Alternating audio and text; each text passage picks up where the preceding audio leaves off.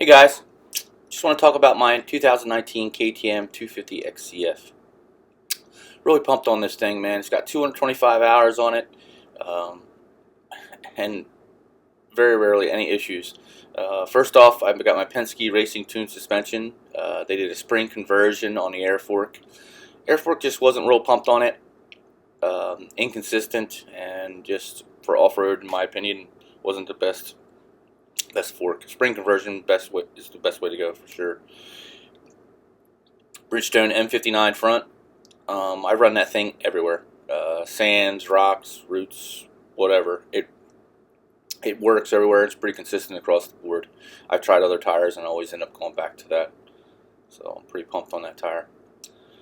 As far as the next thing, Enduro Engineering skid plate.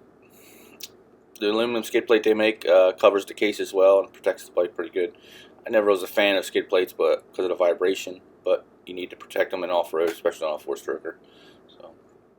So, rear tire again, MT16 Pirelli. It's more of a rock tire, but I started running them in the rocks because they work good, and I just run them in the sand because they wear good too.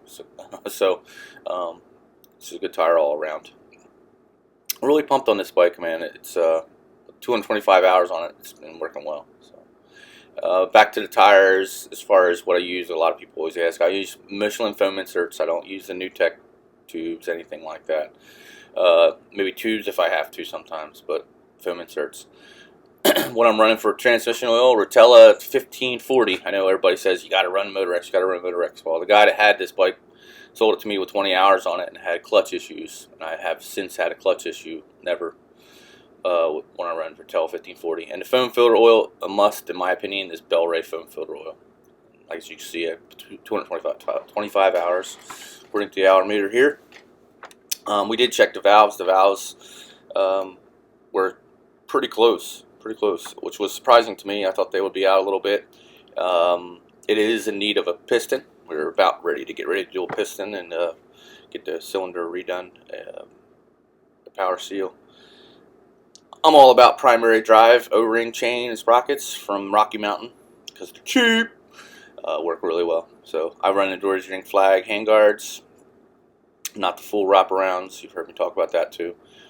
GPR stabilizer.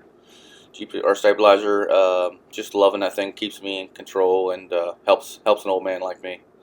It doesn't send you when you catch a tree. So stock hand grips with Renthal 999 bars. Stock header pipe. Tusk aftermarket oil fill cap. Everything's pretty stock. I mean, solid rear rotor. More surface area on the rotor helps dissipate the heat. Everybody's under misconception that they think that slots in a rotor is good for catch air, and cools your brakes down. We're not going fast enough to catch no air. So more surface area, dissipate the heat. They work good. Solid rotors. Penske tuned rear shock. Stiff spring was the thing. A little bit one size stiffer for my weight.